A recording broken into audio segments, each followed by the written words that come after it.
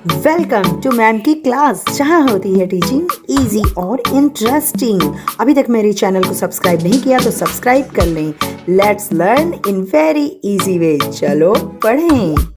आज की वीडियो में मैक्रो इकोनॉमिक्स यानी समष्टि अर्थशास्त्र कक्षा 12 क्लास 12 का तीसरा चैप्टर मुद्रा एवं बैंकिंग, इसका एक पार्ट में शुरू करने जा रही हूँ। इससे पहले मेरे 2 वीडियो मुद्रा के कार्य और मुद्रा पर आ चुके हैं और व्यापारिक बैंक पे आ चुका है। तो ये दोनों वीडियो अगर आपने मिस कर दिया है तो उस जरूर जाकर उसे देखिएगा। उसका मैं लिंक जो है डिस्क्रिप्शन बॉक्स में डाल दूंगी। और आज की वीडियो में हम स्टार्ट करेंगे केंद्रीय बैंक। केंद्रीय बैंक क्या होता है, इसके कार्य क्या होते हैं और इसका A to Z मतलब जो भी केंद्रीय बैंक से रिलेटेड बातें हैं वो मैं आपको बताऊंगी। ये कैसे आया, क्यों इसकी ज़रूरत पड़ी, ताकि आप अपने क्लास में तो इसको आप सॉल्व कर ही पाएँ। इसका जो भी क्वेश्चन आए इससे रिलेटेड वो आप सॉल्व कर ही पाएँ।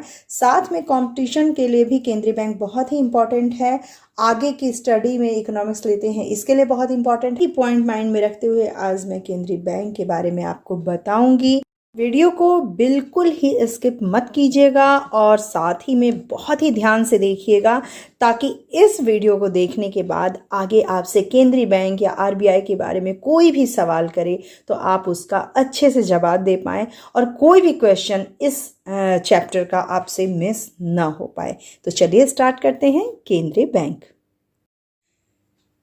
1921 में स्थापना की गई इंपीरियल बैंक की।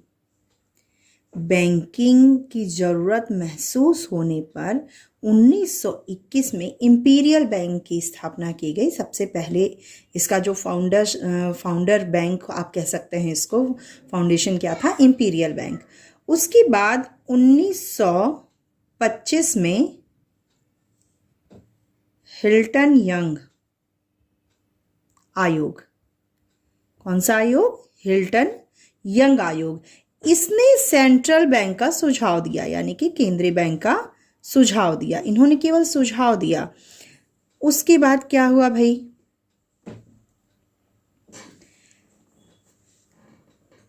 इस दिशा में प्रयास हुए लेकिन कुछ समय के लिए वह रुक भी गए। बिल्कुल यहाँ पे कोई बात नहीं है। उसके बाद सीधे 25 से लेके 1929 में केंद्रीय बैंकिंग जांच समिति, केंद्रीय बैंकिंग जांच समिति, इन्होंने क्या किया, आरबीआई की स्थापना पे, आरबीआई यानी रिजर्व बैंक ऑफ इंडिया की स्थापना पे इन्होंने खासा बल दिया। केंद्रीय बैंकिंग जांच समिति ने 1929 में, तो इन्होंने इतना बल दिया, उसके लिए प्रयास किया। तो 1934 में क्या बना, RBI act, reserve bank of India act बना। इसका बिल पास किया गया।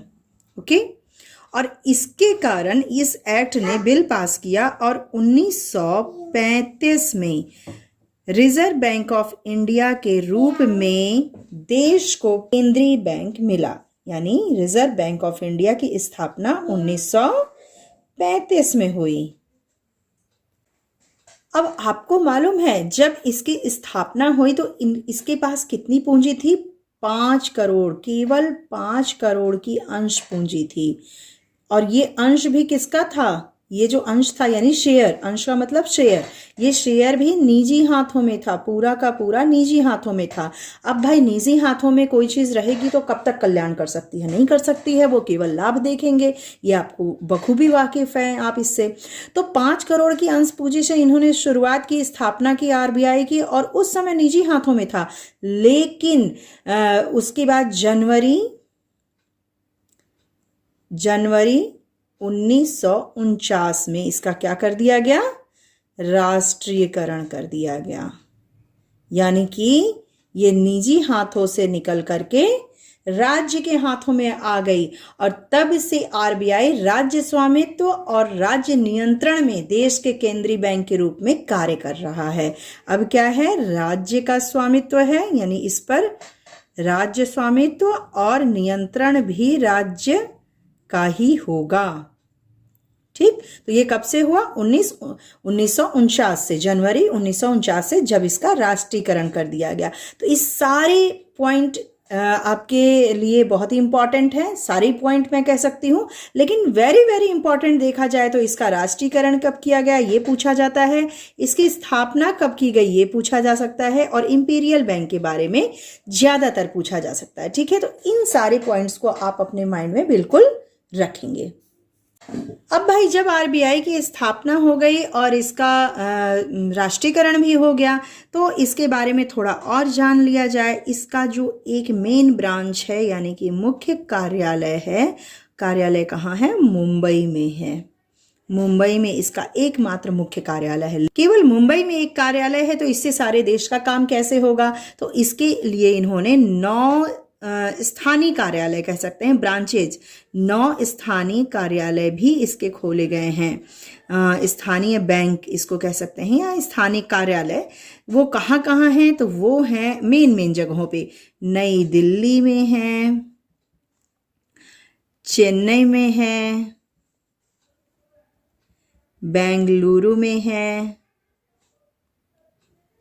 कोलकाता, पटना, बिहार में पटना, और यूपी में कानपुर, अहमदाबाद, नागपुर और हैदराबाद। इन जगहों पे इसके स्थानीय कार्यालय हैं। 1 2 3 4 5 6 7 8 9 जगहों पे इनके स्थानीय कार्यालय हैं। हाँ, विदेश में भाई बात की जाए कि इतना बड़ा बैंक है, पूरे देश का बैंक है केंद्रीय बैंक आरबीआई, तो विदेश में भी होनी चाहिए। तो लंदन में इसकी एक शाखा है जो कार्य कर रही है। अब एक चीज और कि बड़े बड़े जगहों पे, मेन जगहों पे तो हो गया, पूरे देश में अगर 9 जगहों पे है आरबीआई, फिर भी हमें दिक्कत पड़ेगी, इस आरबीआई को दिक्कत पड़ेगी पूरे देश की मौद्रिक व्यवस्था या फिर बैंक की व्यवस्था देखने में। तो अब क्या किया जाए भाई? तो अब इनका एक एजेंट है। वो एजेंट कौन है? एसबीआई, यानी state bank of India. SBI इसका एजेंट के रूप में कार्य करता है। जहां जहां आरबीआई की शाखाएं नहीं हैं, वहां आरबीआई इस एसबीआई को ये आदेश देता है, ये निर्देश देता है कि आप मेरे एजेंट के रूप में मेरे कामों को करें। ठीक है, अब आपको समझ में आ रहा होगा एसबीआई क्यों इतना इंपॉर्टेंट बैंक है और बड़ा बैंक है, क्योंकि इसके सिर पर किसका हाथ है? आरबीआई का हाथ है। ये आरबीआई का एजेंट है। ओके, ये तो बात हो गई कि इसकी शाखाएं कहाँ कहाँ हैं, कौन इसका एजेंट के रूप में काम कर रहा है। अब हम देखते हैं कि खुद आरबीआई के अंदर कितने विभाग हैं।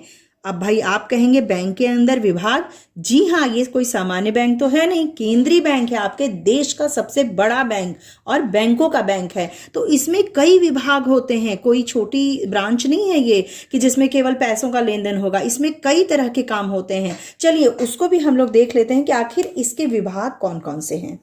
आरबीआई के पास ये 10 विभाग हैं। कौन कौन से विभाग हैं? तो निर्गमन विभाग पहला, बैंकिंग विभाग, बैंकिंग विकास विभाग, बैंकिंग क्रिया विभाग, कृषि साख विभाग, विनिमय नियंत्रण विभाग, औद्योगिक वित्त विभाग, गैर बैंकिंग कंपनीज विभाग, कानून विभाग और शोध व सांख्यिकी विभाग। ये जो 10 विभाग हैं ये आरबीआई के ही हैं।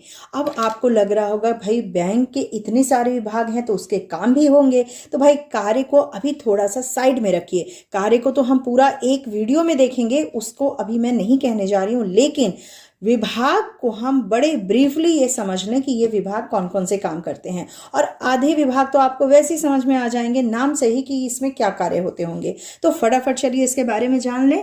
पहला है निर्गमन विभाग, इसको इंग्लिश में इश्यू डिपार्टमेंट भी कहते हैं। ये अब क्या निर्गमित करता है? तो आपको मालूम होगा कि आरबीआई नोटों का निर्गमन करता है, मुद्रा का निर्गमन करता है ना। यह 1 रुपए को छोड़ करके, यानी 2 रुपए से लेके रुपए 2000 तक के नोटों नोटों का निर्गमन करता है, छापता है, ठीक है, और पूरी मुद्रा का हिसाब किताब इसी विभाग के द्वारा रखा जाता है। अब आरबीआई का ये जो ब्रांच है, ये जो फैकल्टी है, ये जो विभाग है, वो केवल मुद्रा के बारे में, मुद्रा की छपाई और मुद्रा के हिसाब किताब के बारे में जितने भी हिसाब किताब है उसको रखता है अपने पास, ठीक है। और जितने भी ब्रांचेस हैं, बेंगलुरु, मुंबई, कोलकाता, हैदराबाद, कानपुर, मद्रास, जितने भी ब्रांच मैंने बताए, 9 ब्रांच, उन सब में निर्गमन विभाग कार्य करता है, ठीक है। दूसरा है बैंकिंग विभाग। बैंकिंग विभाग क्या कार्य करता है? तो ये बैंक की भांति काम करता है, सीधा सा बात है। बैंकिंग विभाग में जैसे कि एक व्यापारिक बैंक काम करता है, वैसे ये भी काम करता है, लेकिन ये आम नागरिकों के लिए काम नहीं करता है। ये विभाग किसके लिए काम करता है? राज्य और केंद्र सरकार के भुगतान की व्यवस्था करता है, और अनुसूचित बैंकों के नकद कोष इसमें रखे जाते हैं। यानी ये बैंकों का बैंक है, तो ये बैंक किसका है? सरकार का, राज्य सरकार और केंद्र सरकार का, प्लस ये बैंकों का बैंक के रूप में कार्य करता है। उनको वो ऋण देता है, उनकी जमाओं को रखता है, नकद कोष रखता है, ठीक है। ये बस आप समझिए, ये बैंकों के बैंक के रूप में यहाँ काम करता है ये विभाग, ठीक है। बैंकिंग विकास विभाग। अब बैंकों का विकास होना चाहिए, यानी ग्रामीण क्षेत्रों में, अर्ध ग्रामीण क्षेत्रों में बैंकिंग सुविधाओं का विस्तार का जो हिसाब किताब है वो ये विभाग देखता है। और ये क्या करता है? यहाँ पे प्रशिक्षण भी होता है। जैसे बैंक के जो अधिकारी हैं, जो एग्जाम होते हैं, उनका वो प्रशिक्षण करता है, उनको वो ट्रेनिंग देता है। कौन सा विभाग? आरबीआई का बैंकिंग विकास विभाग। अगला है बैंकिंग क्रिया विभाग। अब बैंकिंग क्रिया विभाग यहाँ पे ये क्या अलग काम करता है? तो ये नए बैंक को खोलना या पुराने बैंकों का विस्तार करना, यानी ब्रांचेस और उसके कई करना, या 2 बैंकों का विलय करना, ये सारी चीजें इनकी अनुमति से ही होती है, इस विभाग की अनुमति से, ठीक है। अगला है कृषि साख विभाग। कृषि साख विभाग क्या करता है? कृषि साख से संबंधित रिपोर्ट प्रकाशित करता है, और राज्य और सहकारी बैंकों के लिए ग्रामीण साख की व्यवस्था करता है। गांव में जो खेती होती है उसके लिए साख की व्यवस्था ये विभाग करता है। अब विनिमय नियंत्रण विभाग, ये कैसा विनिमय है? Exchange control department.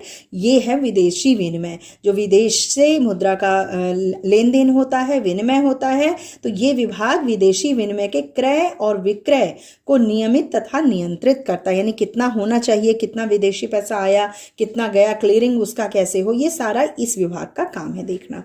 अगला है औद्योगिक वित्त विभाग, इंडस्ट्रियल फाइनेंस डिपार्टमेंट। ये क्या करता है? ये 1957 में इसकी स्थापना की गई, और ये क्या करता है कि छोटे और मध्यम श्रेणी के उद्योगों को वित्तीय सहायता देता है, फाइनेंस हेल्प करता है ये औद्योगिक वित्त विभाग।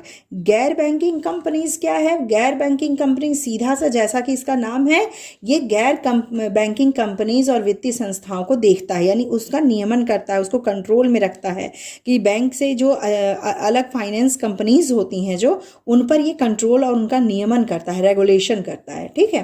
अब जहाँ पे इतने सारे कार्य होंगे वहाँ कानून की जरूरत तो पड़ेगी ही। तो कानूनी विभाग क्या देखता है? रिजर्व बैंक के विभिन्न विभागों को कानूनी सलाह देता है कि क्या चीज़ें लीगल है, किस तरह से आप इसको कर सकते हैं। प्लस ये विज्ञप्ति यानी कि विज्ञापन और आदेशों को तैयार करता है कानून विभाग।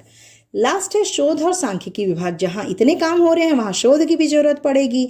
तो ये जो है विभिन्न समस्याओं में शोध करता है कि इस समस्या का निदान कैसे किया जाए, ठीक है। और ये विभाग आंकड़ों को संकलित करता है, यानी कि उसको इकट्ठा करता है और उनको पब्लिश करता है, यानी उनको प्रकाशित करता है। तो इस तरह से ये जो विभाग है देश की आर्थिक, वित्तीय और मौद्रिक नीति के निर्माण में महत्वपूर्ण योगदान देता है, ये जो शोध व सांख्यिकी विभाग है, ठीक है। तो आपने यहाँ क्या देखिए, ये जो 10 विभाग हैं आरबीआई के, ये बहुत एक दूसरे से जुड़े हुए हैं, एक दूसरे पे डिपेंड भी हैं, और इनका देश के प्रगति में, देश के मौद्रिक और आर्थिक अर्थव्यवस्था में बहुत बड़ा योगदान होता है। तो आज की वीडियो में आरबीआई का परिचय हो गया और इसके कितने विभाग हैं ये मैंने आपको बताया। आई होप कि आपको वीडियो ये अच्छी लगी होगी और समझ में आई होगी। आगे की जो वीडियो है वो आएगी आरबीआई के कार्य पर, यानी कि रिजर्व बैंक ऑफ इंडिया के कार्य क्या हैं, ये बहुत इंपॉर्टेंट है।